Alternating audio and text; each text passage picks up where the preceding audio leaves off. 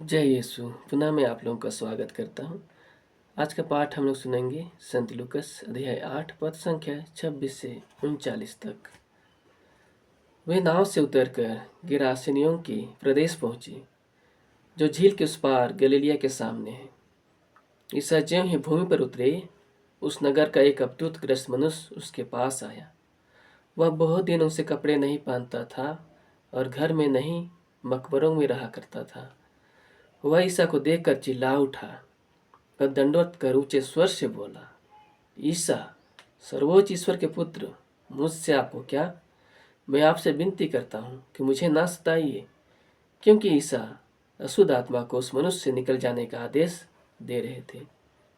अशुद्ध आत्मा उसे बार बार लग जाता था और अपने वश में रखने के लिए लोग उसे जंजीरों और बेड़ियों से जकड़ देते थे, किंतु वह अपने बंधनों को तोड़ देता था और अशुद्ध आत्मा उसे निर्जन स्थानों में ले जाया करता था।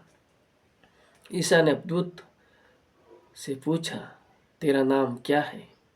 उसने कहा, सेना, क्योंकि उस मनुष्य में बहुत से अबदूत घुस आए थे। वे ईसा से अनुनय विनय करते रहे कि वे उनको अथाह गर्त में जाने का आदेश ना दे। वह पहाड़ी पर सुअरों का एक बड़ा झुंड चर रहा था। उन्होंने ईसा से विनती की कि वह उन्हें सुअरों में घुसने की अनुमति दे। ईसा ने उन्हें अनुमति दे दी। तब अबदूत उस मनुष्य से निकलकर सुअरों में जा घुसे और वह झुंड तेजी से ढाल पर से झील में कूद पड़ा और वह डूबकर मर गया। यह देखकर सुअर चराने वाले भाग गए और उन्होंने नगर तथा बस्तियों में इसकी खबर फैला दी। लोग यह सब देखने निकले। वे ईसा के पास आए और यह देखकर भयभीत हो गए कि वह मनुष्य जिससे अबदूत निकले थे कपड़े पहने शांत भाव से ईसा के चरणों में बैठा हुआ है। जिन्होंने यह सब अपनी आंखों से देखा था, उन्होंने लोगों को बताया कि किस तरह अबदूत ग्रस्त का उद्धार हुआ है। तब गिरासिनी प्रदेश की सारी जनता ने अत्यंत भयभीत होकर ईसा से यह निवेदन किया कि वे उनके यहाँ से चले जाएं। ईसा नाव पर चढ़कर लौट गए। जिस मनुष्य से अबदूत निकले थे, वह ईसा से यह विनती करता रहा कि मुझे अपने साथ रहने दीजिए। पर ईसा ने उसे विदा करते हुए कहा, अपने यहाँ लौट जाओ और लोगों को यह बताओ कि ईश्वर ने तुम्हारे लिए क्या क्या किया है।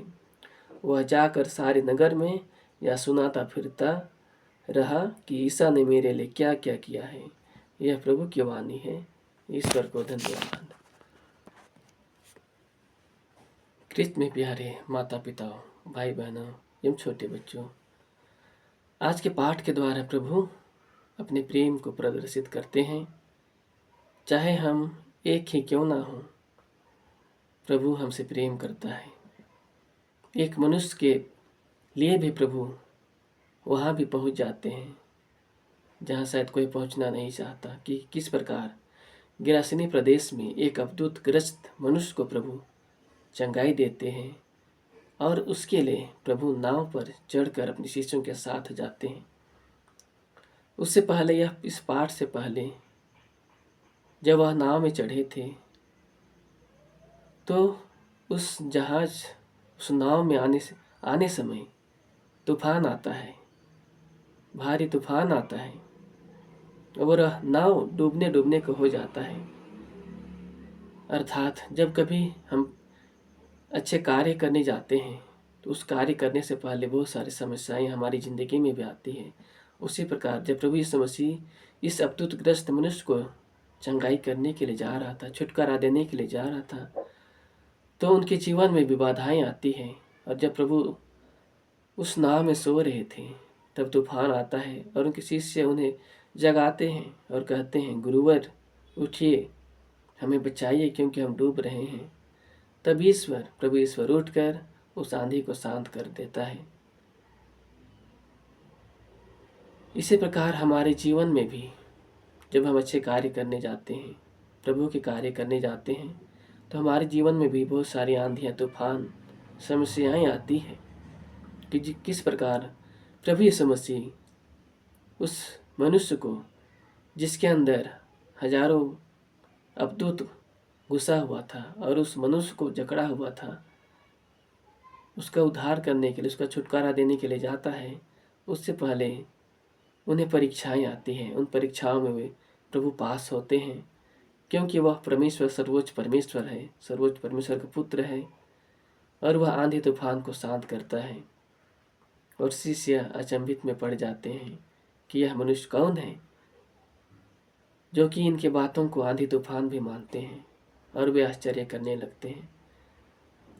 और प्रभु नाव से उतरकर जैसे ही उतरते हैं, एक अवधूतग्रस्त मनुष्य प्रभु यीशु मसीह के सामने आ जाता है और दंडवत कर ऊंचे स्वर से कहता है, हे सर्वोच्च ईश्वर के पुत्र, मुझसे आपको क्या?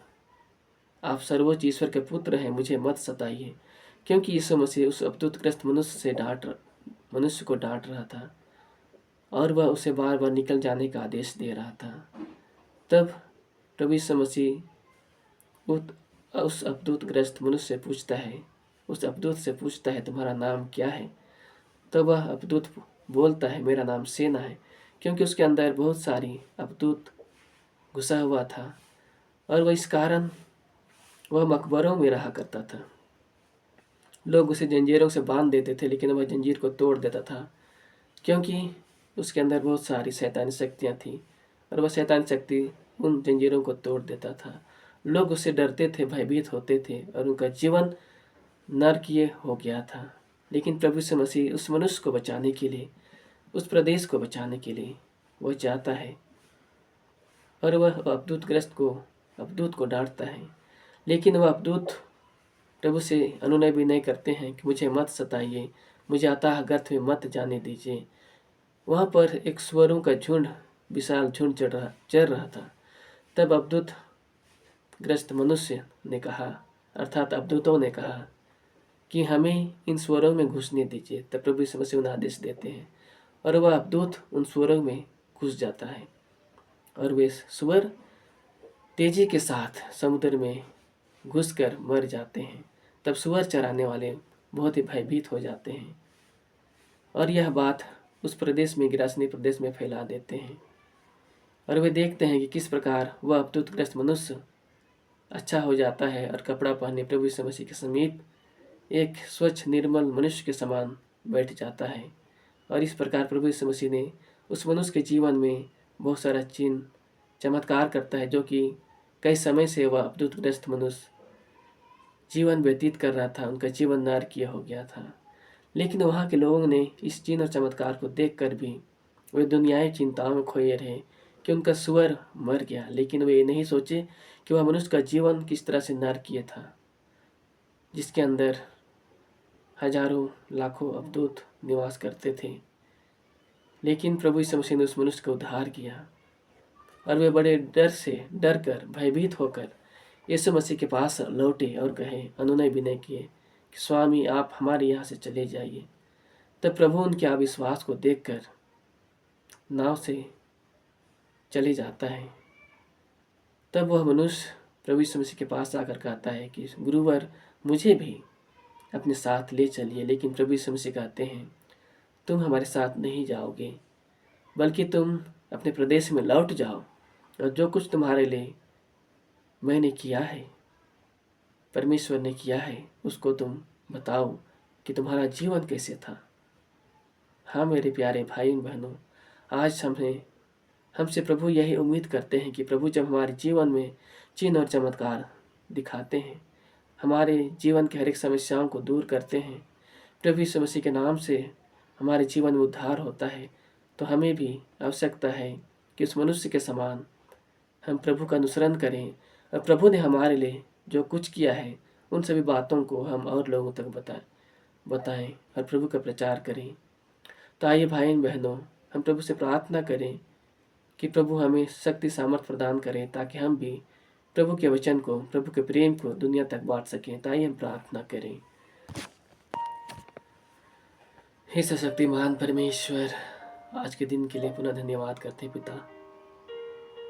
धन्यवाद सृष्टिकर्ता परमेश्वर, धन्यवाद हमें नए जीवन देने वाले, नई सांस देने वाले, नई खुशियाँ देने वाले प्रभु। हम तेरी स्तुति करते हैं। यद्यपि हम दुनियावी चिंताओं में, मोह माया में डूब जाते हैं खुदावन, और हम आपसे दूर चले जाते हैं मेरे परमेश्वर, हमें आपकी योग्य बना, हमें आपके योग्य बना कि जो कुछ भी प्रभु हमें आपकी कृपा के द्वारा है हमारे जीवन में, भले विभिन्न प्रकार के दुख कष्ट समस्याएं हों, लेकिन प्रभु आप हमारे परमेश्वर हैं, आप हमारे खुदावन हैं।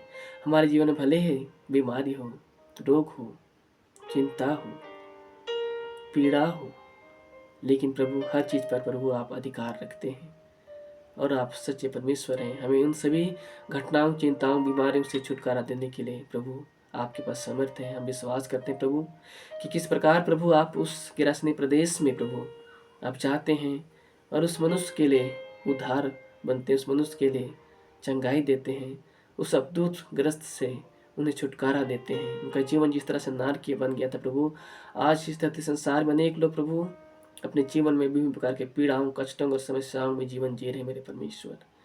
हे मेरे खुदावन, जो दुखित है, पीड़ित है, लाचार हैं, दुनियाई चिंताओं में डूबे हुए खुदावन,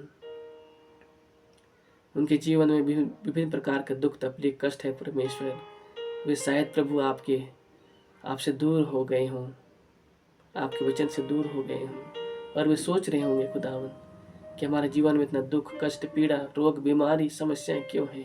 लेकिन प्रभु आप जिस तरह से प्रभु उस मनुष्य के जीवन को प्रभु चिन्ह चमत्कार दिखाया, उसी प्रकार प्रभु हर एक दुखित पीड़ित लाचार बीमार से पीड़ित हर एक बंधन में पड़े हुए लोगों के जीवन का प्रभु आप छुटकारा दे सकते हैं। मैं विश्वास करता पिता, इस वक्त प्रभु जो भी लोग विभिन्न प्रकार के दुखों कष्टों पीड़ाओं समस्याओं में हैं, आर्थिक समस्याओं में हैं, विभिन्न प्रकार के पाप बुराई में गिरे हुए खुदावन, उन सभी को प्रभु आपके पवित्र चरणों में समर्पित करता हूँ कि प्रभु आपके नाम से प्रभु हर एक चीज़ें डरती हैं, आपके नाम से प्रभु हर एक लोगों का उद्धार होता है, आपके नाम से रोगी चंगे हो जाते हैं, आपके नाम से हर एक लोगों की समस्याएं दूर हो जाती हैं, आपके नाम से सब कुछ होता है।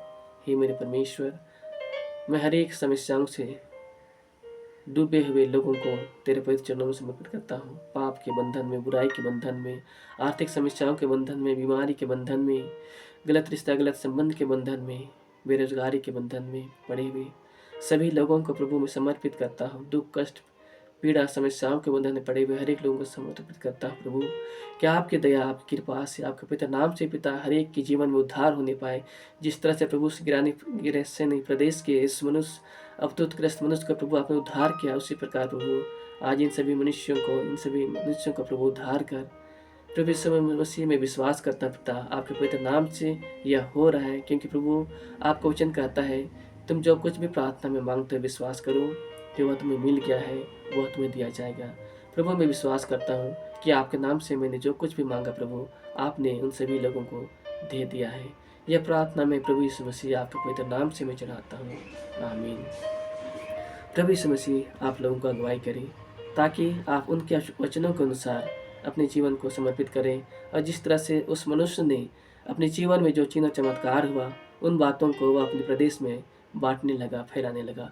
उसी प्रकार हम सभी का भी कर्तव्य है कि प्रभु ने हमारे जीवन में जो भी चिन्ह और चमत्कार किया है, जो भी अपने आशीर्वाद दिया है, उन सभी को हम लोगों तक बांटें। प्रभु आप लोगों को आशीर्वाद दे। जय यीशु। पिता पुत्र पवित्र आत्मा के नाम पर, आमीन।